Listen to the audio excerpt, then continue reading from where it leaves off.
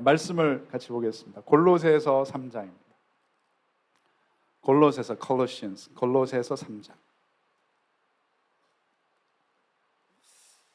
신약 성경 골로새서. 바울이 그 감옥에서 쓴 4가지 책 중에 하나죠. 골로새서 3장 우리 11절에서 14절입니다. 앞에 여러분 띄워지지가 않으니까 여러분 성경을 펴시고 바이블 앱을 여셔서 직접 보셔야 합니다.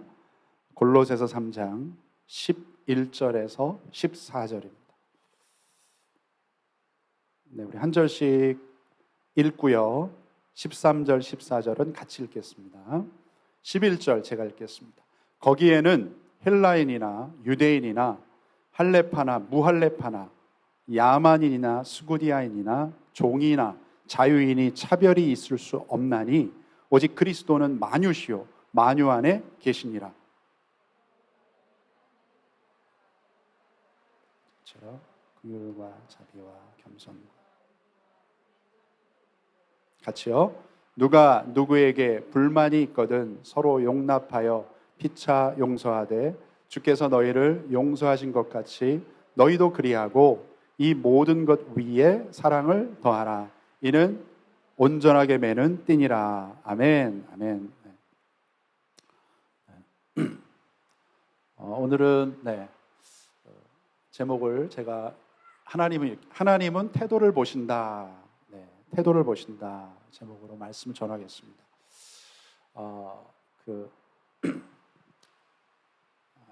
하나님이 태도를 보시는가? 우리가 많이 하는 성경에 여러분 너무나 잘 아시는 말씀이죠. 그 밑에 보시면 사람은 외모를 보지만 나 여호와는 하나님은 중심을 보신다. 하나님은 중심을 보신다고 했는데 태도를 보시는가? 네. 여러분의 마음 중심에 따른 태도를 하나님은 보십니다. 그래서 우리가 믿는 자가 가져야 될 태도에 대해서 오늘 좀 말씀을 짧게 나누려고 합니다. 좀 특이한 설교일 수도 있고 이런 얘기는 못 들어봤는데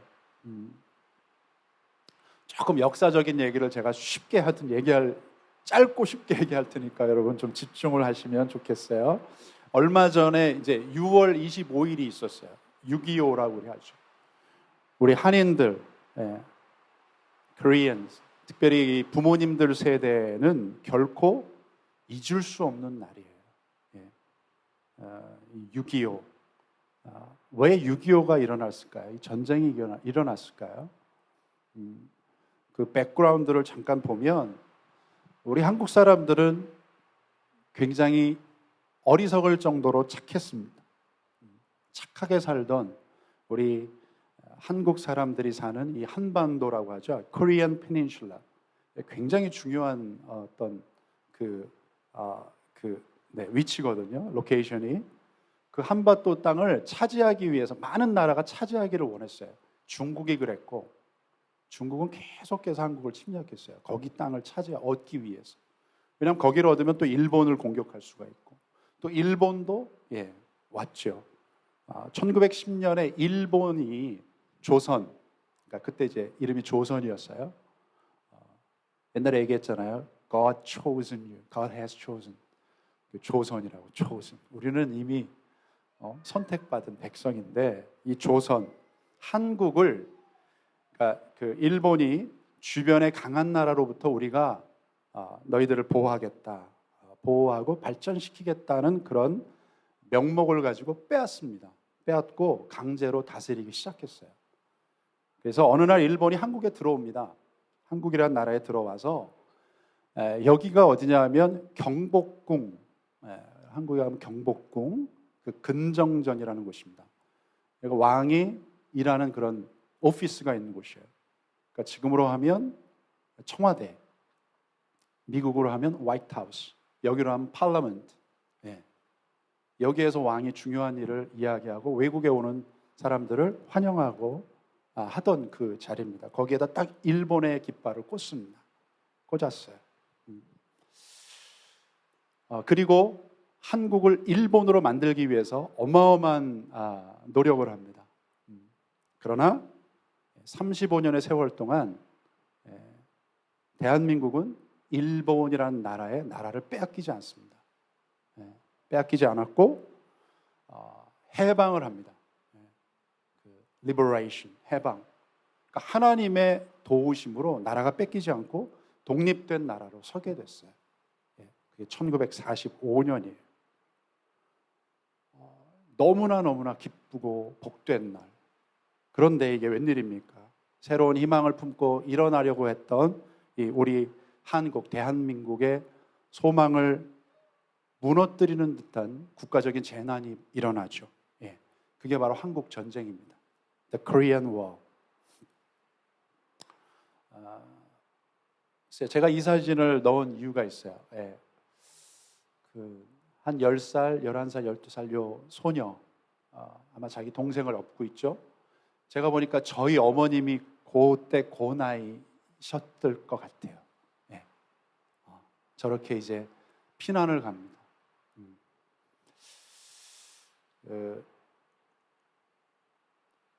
사실 이 전쟁은 여러분 미국하고 소련하고 러시아, 지금 러시아죠, 중국, 이 강대국의 파워 싸움이 한국에서 벌어진 전쟁이에요. 희한한 전쟁이에요. 지금 우리가 어떻게 보면 약간 빅팀 같은 것인데, 그리고 이념 전쟁입니다. 커뮤니즘이냐 아니면 데모크라시, 공산주의냐 민주주의냐의 싸움이 벌어졌어요. 이 전쟁으로 한반도 전체는 초토화가 됩니다. collapse. 어떻게 보면 완전히 destroy. 수많은 사람들이 목숨을 잃었어요.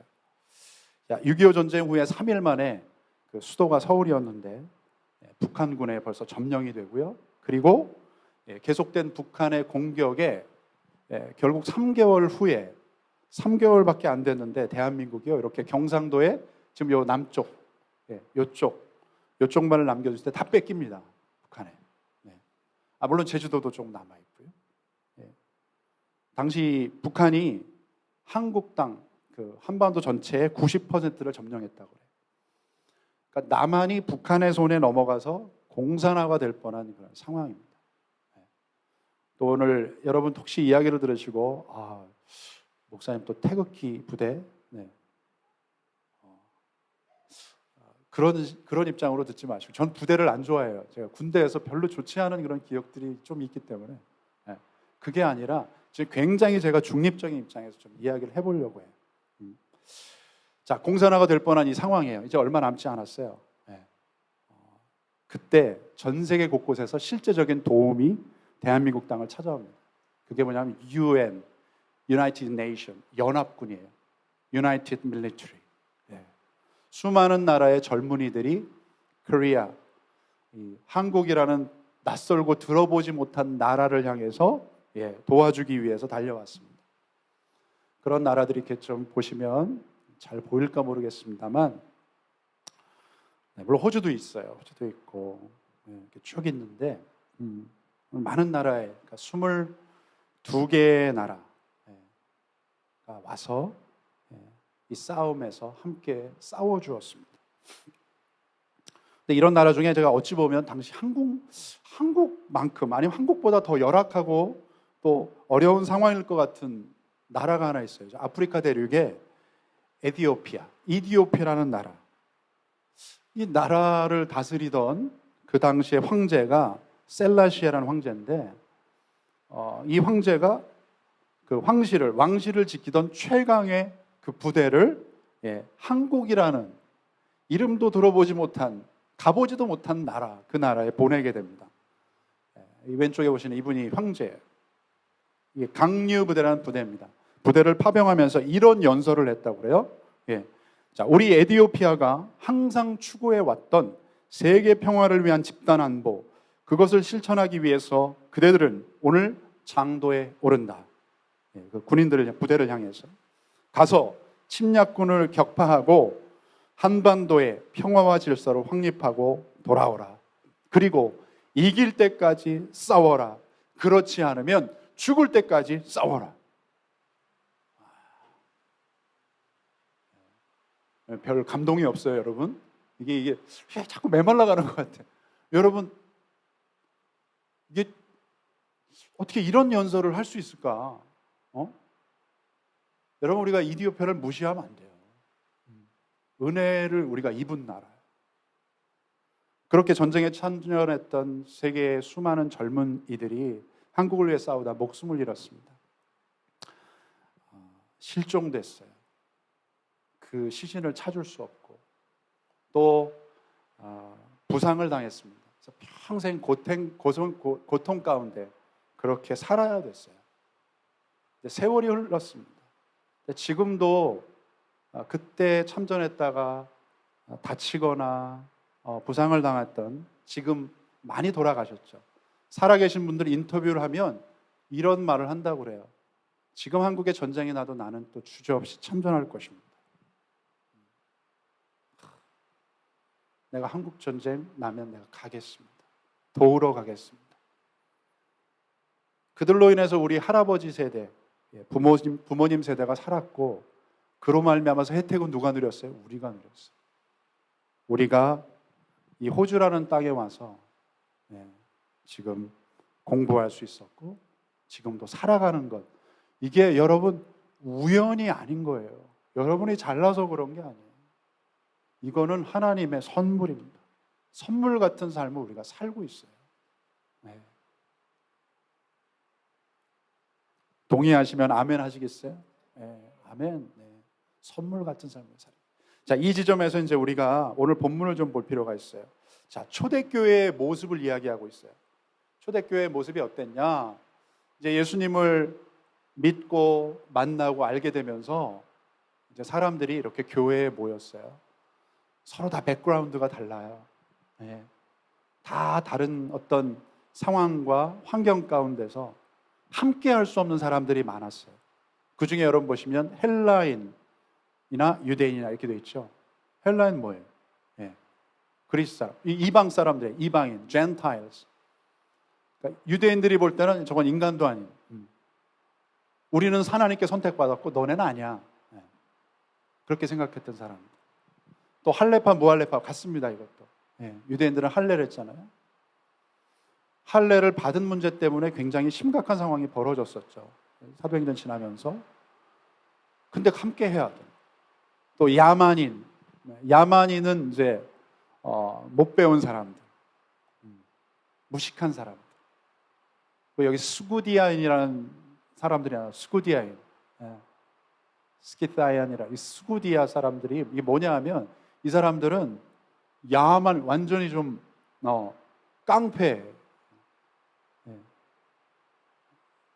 이런 표현, 사람의 스킨을 이렇게 벗겨서 막, 그 해골로 막 물 떠먹고 막 잔치하던 사람들.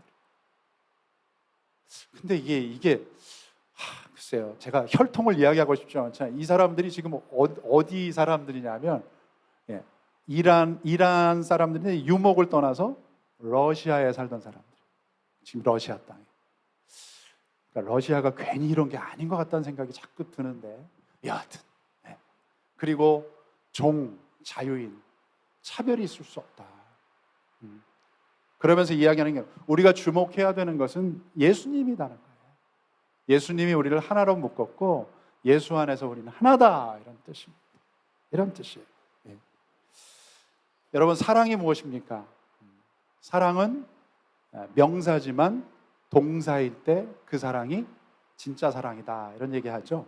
자, 여러분 읽겠습니다. 시작. 그러므로 너희는 하나님이 택하사 거룩하고 사랑받는 자처럼 긍휼과 자비와 겸손과 온유와 오래 참음을 옷 입고, 누가 누구에게 불만이 있거든 서로 용납하여 피차 용서하되 주께서 너희를 용서하신 것 같이 너희도 그리하고, 이 모든 것 위에 사랑을 더하라.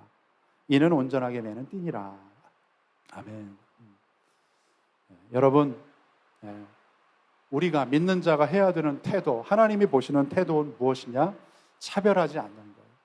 그리고 용납하고 용서하는 거예요. 주의 사랑으로 우리가 함께하는 것입니다. 서로가 서로를 우리가 품고 가야 돼요. 예. 옆에 한번 다시 얘기해 주세요. 내가 당신을 품겠습니다. 네. 거의 영혼이 없어. 거의 뭐 그냥 해라니까 하는 거지. 무슨 당신을 품어 내가. 어?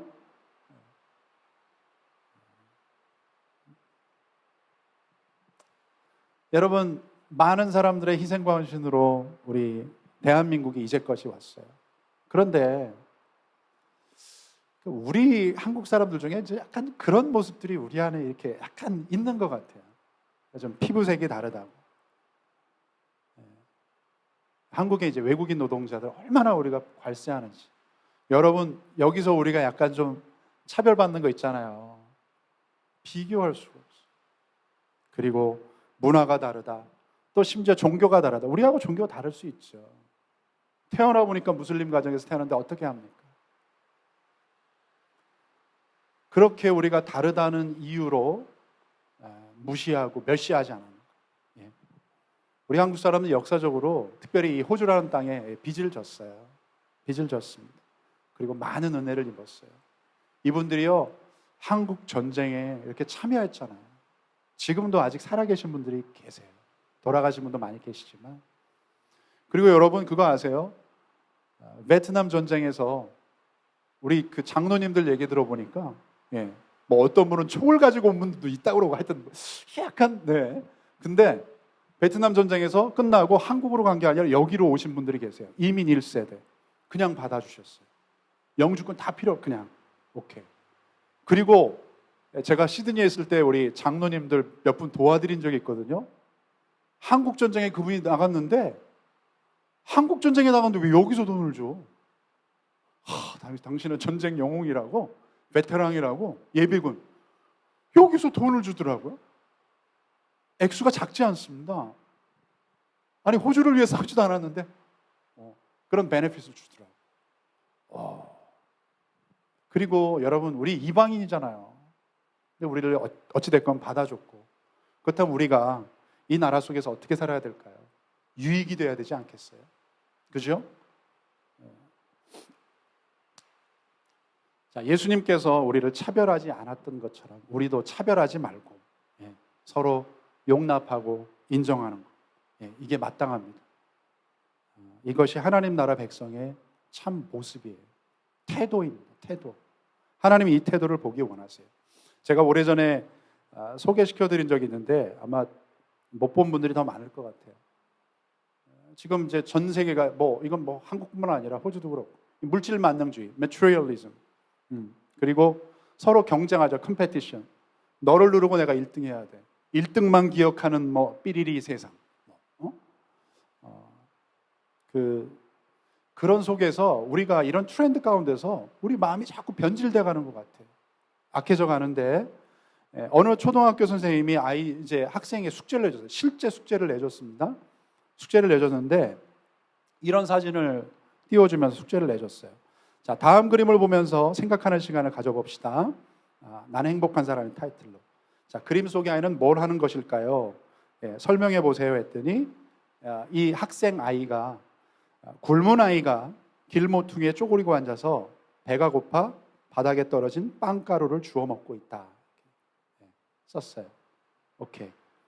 선생님이 이제 두 번째 질문으로는 이런 질문을 했습니다. 내 자신을 그림 속의 아이와 비교해 보세요. 나는 얼마나 행복한지 그 이유를 들어서 설명해 보세요. 그때 아마 선생님은 어떤 걸 예상했을 거예요. 왜 이런 문제를 내는지. 근데 아이가 이런 대답을 합니다.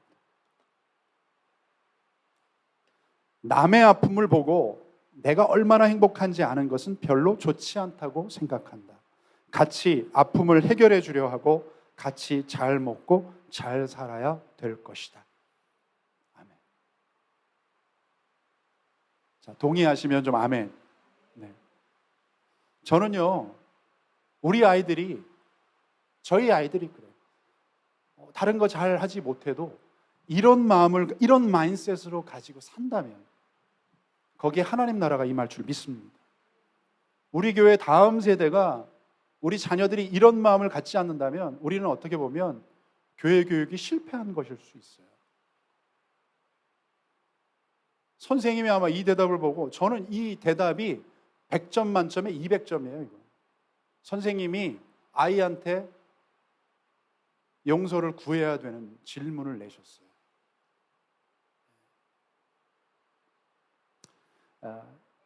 이제 한국을 갔다 온 지 그렇게 오래되지 않았으니까요, 여러분. 제가 한국을 가보니까 요즘 아이들이 아니에요. 중학생 애들은 무서워요. 이 소년법인가요? 네. 어느 나이가 되지 않으면 사고를 쳐도 붙잡혀 들어가지 않아요. 사고를 크게 쳐도. 이걸 어떻게 생각해야 될까? 이런 생각도 하는데, 초등학생들도 마찬가지. 모든 아이들이 이렇다고 생각하지 않습니다. 그러나 많은 아이들이 그렇다고 제가 저희 친구한테 얘기를 들었어요. 아이들이 어떤 차별을 하냐 하면 클래스를 나눈다고 그래요. 어느 집에 사느냐. 네. 너 어디 사니? 그래서 무슨 빌라, 현대 아파트, 동아 아파트 이런 쳐주지도 않아요. 노비래.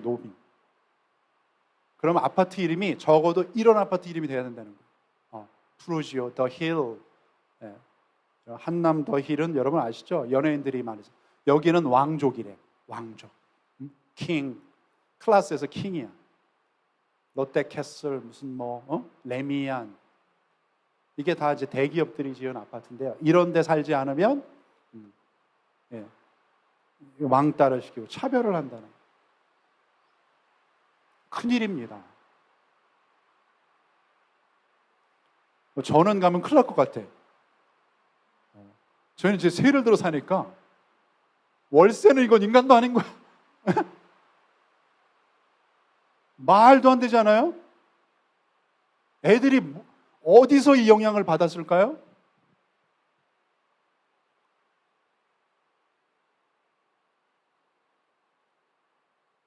오늘 하나님, 우리를 향한 하나님 뜻이 뭐예요? 네가 어떻게 되든 나만 잘 되고 잘 살면 되는 거야. 너는 너고 나는 나. 근데 주님 뜻은 그게 아니에요. 주 안에서 함께 상생하는 거예요. 같이 사는 거예요. Live together, help together, support together, bless together. 예. 그게 오늘 말씀의 핵심이에요, 여러분. 서로를 돌아보고 불쌍히 여기고 용납하고 용서하는 거. 자, 누군가를 볼 때, 옆에 사람을 볼 때 그 사람이 나일 수 있는 거예요. 내가 그 사람일 수 있는 거예요. 그렇다면 어떻게 해야 될까요?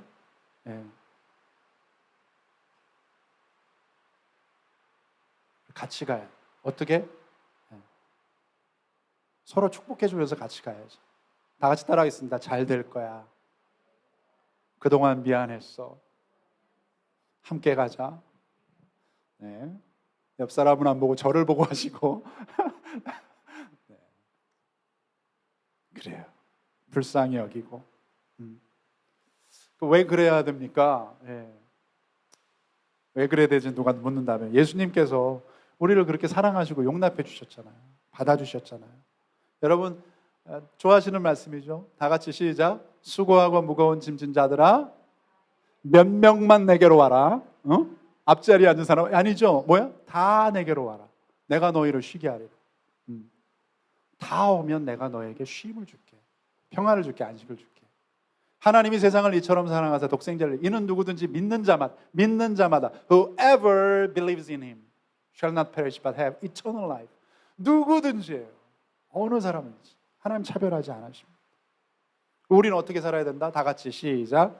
각각 자기 일을 돌볼 뿐더러 또한 각각 다른 사람들의 일을 돌보아 나의 기쁨을 충만하게 하라. 아멘. 예전에 저희가 선교를 가고 선교비를 지출할 때 이거에 불만이 있는 분이 있었어요. 이야기를 해줘도 이해가 안 돼요. 선교를 같이 가자고 권해도 같이 가지 않아요. 교회가 이런데 너무 돈을 많이 쓰는 게 아니냐. 오케이. 지난 3년 동안 우리 교회가 선교를 가지 못했습니다.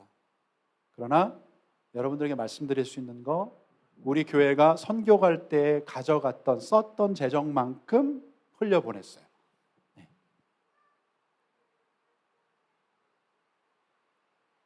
그리고 그것에 대해서 우리 같이 동의해 주시고 우리 운영위원회에서 결정해서 보냈어요. 저는 너무 감사해요. 감사해요. 많은 선교사님들이 이를 통해서 위로받고 또 지금 선교지 곳곳에서 헌신하시고 있는 그런 이야기들을 이렇게 이제 SNS를 보내주시고 있고 그곳에 부흥이 일어나고 있어요. 우리가 이렇게 조그맣게지만 쓰임받을 수 있다면 이게 얼마나 감사한 일입니까? 아멘. 네. 한 가지만 더 이야기하고 마치겠습니다. 그냥 예화예요. 예화인데 실제 있었던 사건입니다. 1950년 6월 25일 주일 저녁입니다. 북한의 침공으로 인해서 북한이 침략해 왔어요. 그 주일 새벽 동트기 전에 한국의 수도 서울은 아주 시끄러웠습니다. 전쟁이 일어나는 거예요. 북한군은 서울을 점령하기 시작했고 더 많은 북한군들이 계속해서 내려오는 것을 이제 좀 두려워했던 남한 우리 정부가 한국 정부가 6월 28일 새벽에 그 남쪽을 향하는 통로인 단 하나의 통로인 이 한강 다리를 폭파시킵니다. 폭파시켰어요. 좀 이제 미군이 찍은 칼라한 사진인데 이렇게 다리가 이제 끊어졌습니다. 폭파가 되었어요. 그로 인해서 강을 건너려던 시민들이 꼼짝없이 서울에 갇힙니다. 그런 사람 중에 장수철 그리고 최봉춘이라는 젊은 부부가 있었어요. 예수님을 열심히 믿었던 부부는 이제 죽었구나. 다른 사람들이 다 두려워하고 절망에 빠져 있을 때 이분들은 예수 믿는 자예요. 믿는 자들, 믿는 사람들의 삶을 영원한 은혜의 길로 인도하신 하나님을 믿었습니다. 그래서 아내 최봉춘이 이 시편 23편을 묵상합니다. 야훼는 나의 목자시니 내게 부족함이 없으리로다. 묵상을 했어요. 묵상하는 바로 그때 멀리에서 작은 배 한 척이 그들에게 다가왔어요. 기적처럼 나타났고 이 부부는 무사히 탈출하게 되었습니다. 전쟁이 끝났어요. 남편인 장수철은 혼자서 미국 유학길에 올랐습니다. 어려운 형편에 참 그때 미국에 갈 수 있었을까? 이것도 쉽지 않았을 테지만 미국에서 어떻게 살았을까? 온갖 꾸준히 일을 하면서 무디 신학교, 무디 칼리지 지금도 있죠. 무디 신학교에 입학을 해서 이분이 음악을 전공했습니다. 음악을 전공하던 어느 날 한국의 아내에게 한 통의 편지를 받습니다. 여러분 요즘은 이메일 보내면 이메일 여기서 보내면 한국이고 미국이고 아프리카 다 받아요. 바로 그죠? 그런 게 없던 시절이에요. 인터넷도 없어요 그때. 요즘은 한국에서 뭐 물건 보내면 요즘은 조금 좀 딜레이가 되지만 그래도 일주일에서 열흘 정도면 프리미엄 받을 수 있습니다. 예전에는 이게 몇 달 걸렸어요. 제가 그게 그렇게 오래되죠. 멜번에서 20년 전에 신학 공부할 때 한국에서 어머님이 편지를 보내면 이게 2달, 3달 걸려서 왔어. 소포를 보면 그렇게 오래 걸렸다. 그땐 더 했겠죠. 자, 아내의 편지. 설레는 마음으로 그 편지를 열어봅니다. 여러분, 장수철은 너무나 큰 충격을 받습니다. 그 이유는 자신의 사랑하는 12살짜리 첫째 딸 혜경이가 폐렴으로 인해서 사망했다는 소식이에요. 이 장수철은 고통 가운데 있던 딸과 함께 있어주지 못했다는 그 사실 때문에 너무나 괴로웠어요. 그런데 편지 마지막에 그 아내가 지은 위로의 시가 있었는데 그것은 어떠한 고난의 순간에도 하나님께서는 함께 하시고 그걸 통해서 선하신 그분의 뜻을 이루어 가신다. 그것을 위해 사용하신다는 그런 확신에 가득한 시였습니다. 미국에서 음악을 이제 배우면서 작곡을 배우던 이 장수철, 이분이 큰 위로를 받고 아내의 시에 곡을 썼어요. 그 곡이 바로 우리가 많이 부르는 찬송입니다. 찬송. 여러분 잘 아시는 찬송. 주는 나를 기르시는 목자요, 나는 주님의 귀한 어린 양, 푸른 풀밭 맑은 시내 물가로 나를 늘 인도하여 주신다. 주는 나의 족자, 난 그 철을 따라 꼴을 먹여주시니 내게 부족함 전혀 없어라.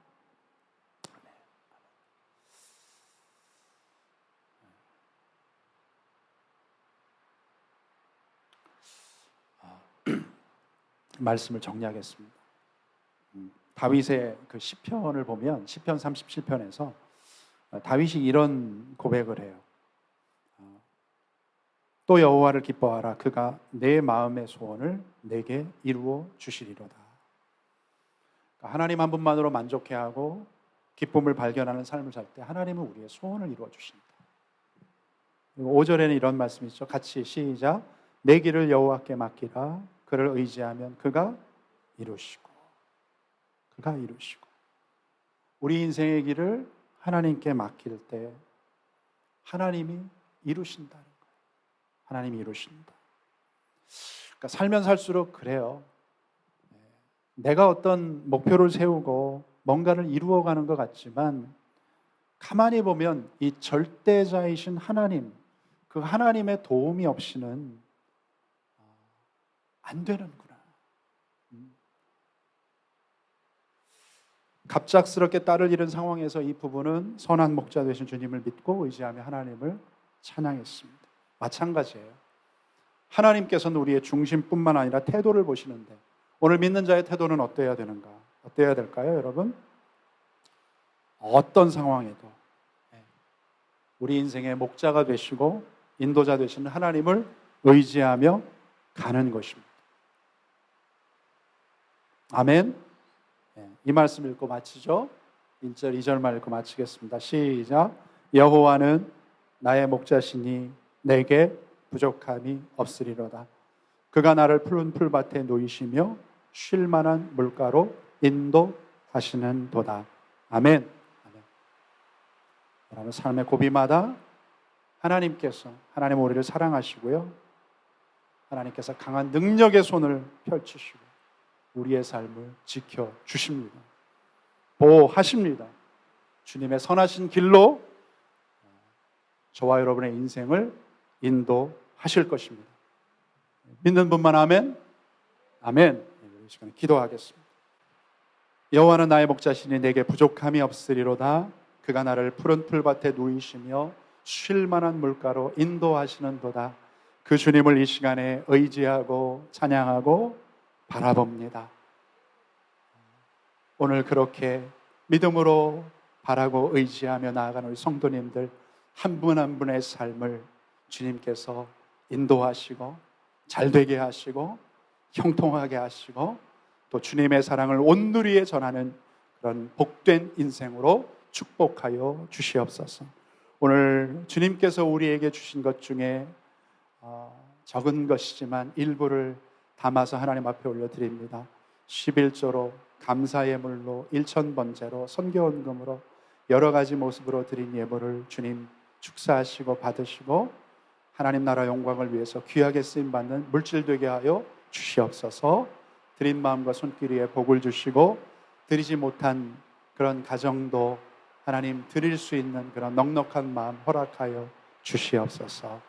축도합니다. 지금은 우리 주 예수 그리스도의 무한하신 은혜와 하나님 아버지의 크고 극진하신 그 사랑과 성령의 인도 교통 교제 함께 하심이 오늘 우리의 중심뿐만 아니라 태도를 보시는 하나님께 바른 태도와 또 순종의 모습으로 나아가기를 결단한 우리 성도님들, 개인과 가정과 생업과 우리 자녀들 위해 또 우리 교회 위에 또 이 나라 이민족 위에 대한민국 조국 위에 오늘도 전 세계 곳곳에서 하나님을 예배하는 선교지의 모든 교회들 가운데 이제로부터 영원토록 함께 하시기를 간절히 축복하며 기도하옵나이다. 아멘.